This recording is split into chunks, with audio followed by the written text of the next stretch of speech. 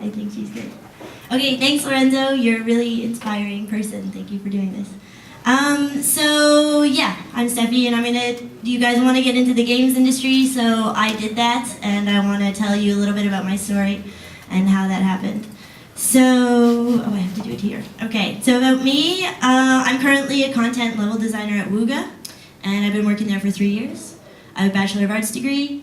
I previously had no contacts in the gaming industry, and I never went to game school. So, life before graduation, I was a little bit of a wunderkind. I had dinner with the Prime Minister of Canada because my theater plays were pretty well known. So basically, when it came time for me to graduate, I had to choose a country. And as the golden axe warrior that I am, I chose Germany. And I expected a great life in Germany. But little did I know that actually Germany is a really hard place. And I had a really hard time. And time passed, 3 years exactly, and I used these 3 years to try out things that I thought maybe I wanted to do, and that includes all of these things. I didn't really want to be a bottle collector, but I just did that. Also made mojitos in Görlitzer Park. I also was cutting people's hair at Mauer Park for €5. You can get a Berliner haircut for €5. But basically, time passed, and I still didn't really know what I wanted to do. I knew what I didn't want to do. And basically, one day an opportunity came on Craigslist. And I saw that they were looking for, they were going to make a Berlin zine, and they were looking for writers to kind of send in their work, and maybe it would be published in like an ebook. So basically I got into that, and then I started to meet all these wonderful people who were in games, and I didn't know that people actually made games. I thought it was done by wizards in forests magically somewhere. I didn't know it was something that I could get into. So I really felt like, oh, I have a purpose now. I know what I want to do. I want to get into games. So, and I was a really big fan of games as a child, but as I came to Berlin and became super poor, I didn't bring over any consoles, and I actually wasn't gaming for a while. I was doing little mobile games, but so I knew I had to transform myself. This is Altered Beast, if anybody remembers, and that the road would be long, Outrun, but that my goal was to be in games. And so basically, I broke it down into a 3-month sort of structure for myself. Like, okay, I'm going to give myself 3 months to get in the gaming industry. If I can't do it, I'm going to do something else. Because I also didn't have any money. This is a really important thing. So at the time I was a DJ, and I was just surviving by doing like little cocktail bar gigs and stuff like that. So if I was gonna dedicate all my daytime awake hours, it was gonna have to be worth it, so I did it for 3 months. So this is the first thing that I did, and you guys are taking the first step for sure, is get to know the gaming community, go to a bunch of meetups. Now, I really have to point out Hack and Tell is something that really helped me, just because I was submerged with people who were passionate about the tech industry. They weren't there for money, they were just there to show innovation, and they were really smart. And that was something that I can't put a price on. That was such a great place to be, and I recommend it. It's like every third Tuesday of every month. And the other ones, some of them are game related, some of them aren't. And of course, like, there's lots of game jams. You guys know about this, but just submerge yourself in people making games. That's like the first step, so that you know what you want to do. The second thing is, when you go there, do what you guys did tonight and say, hey, I'm looking for a job. Hey, I'm Stephie, I'm looking for a job. That's all I did for 1 month, telling everyone that I met, I'm looking for a job. Then everybody would say, what about your training? What kind of training do you have? Well, the truth is, I didn't have any training, right? They say, what, you didn't go to game school? I said, no. Oh, well, you must have worked at another games company. I said, no, I haven't done any of that. Well, then they say, well, maybe if you go to game school, save up some money. And I thought, oh, I gave myself 3 months to do this. This isn't going to work. But so this is the cycle, right? No one will hire you because you don't have experience. You don't have experience because no one will hire you. This is for everything. So for the second month, my tip for you then is to make your own experience, and is to make a game yourself. And only give yourself a month to do it, because you can toil over a game for a long period of time. Is it perfect enough? Is the economy right? Only give yourself 1 month to make this game. And here's some, oh yeah, I put ad because I showed it to my colleague today, and he said you have to add construct, because I didn't know what that was, but I didn't add it, but now you know that it's there. But so you've got game makers.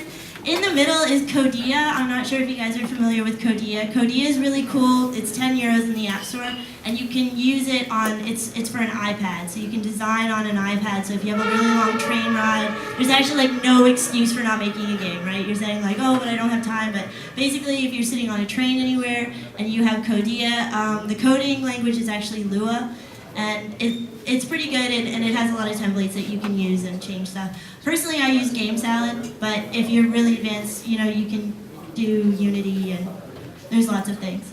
So here's some tips on making your game.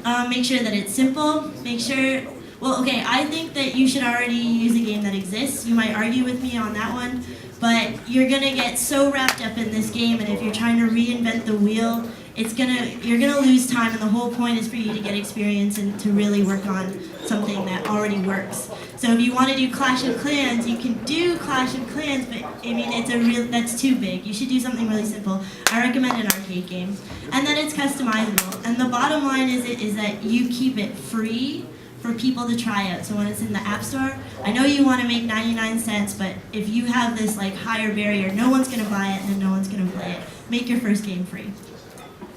So what I did is, I did Breakout. And I went on to Google and I Googled a bunch of tutorials. So I used GameSalad, and I did the GameSalad tutorial in Breakout. And I combined things that I love. So I love the oatmeal. I loved Kreuzberg at the time. But I totally hated the yoga moms and bubble tea stores, because that is what was killing Kreuzberg at the time. This is like the form of gentrification was coming in yoga moms going to bubble tea stores. So basically, this is my game. I don't know how loud it'll be. Okay, good.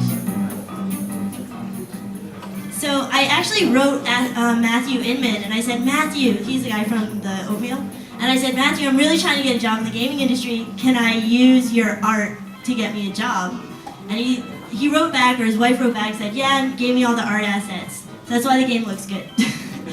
And then I got a friend of mine to do all the music. And this actually spawned off because it was such a passion project, a little startup where we were making music for games. Didn't really take off, but I was a startup founder, which felt pretty great. So the game was called Gentrification Monster.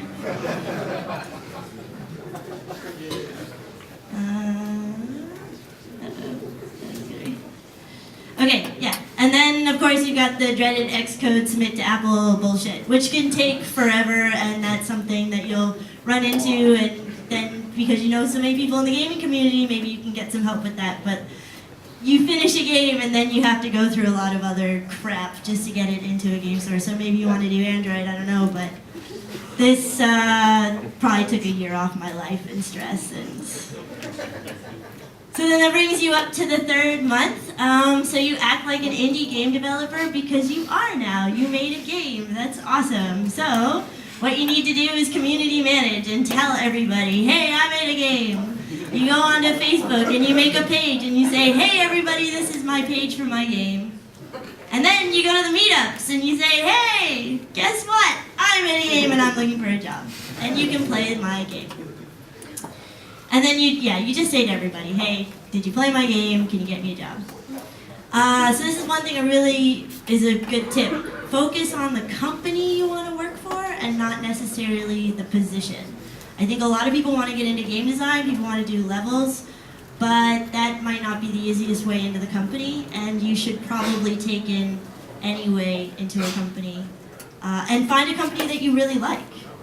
So for me, that was Wooga. That really, really was Wooga. Every time I met someone at a meetup that was from Wooga, they were super happy, they were super excited about the company. The company at the time was doing an HTML5 game, which they released open source, and I thought, wow, that's like a really nice company. If I had to work for a corporate body, I would work for those guys. So I started being friends with them and said, oh yeah, can you get me in? And basically, I got a bunch of these, which were rejection emails, directly from Wooga. And actually, in total, I got rejected 18 times from Wooga. And this is, yeah, that's rough. But that's a symbol of how difficult it is. And you can see a person didn't write this, a robot wrote this. So I wasn't even hitting the first entry barrier. I was always getting rejected. So that's where coming and talking to somebody who works at the company and saying, hey, look, this is my game. You know I've been trying to get into this company for a couple of months now. Can you write me a referral? And luckily, someone did. For an internship, which wasn't what I had wanted, but at the time I didn't know that was a good sign. And it was actually for community management. Because I had made a Facebook page for my game and it seemed like I could do community management.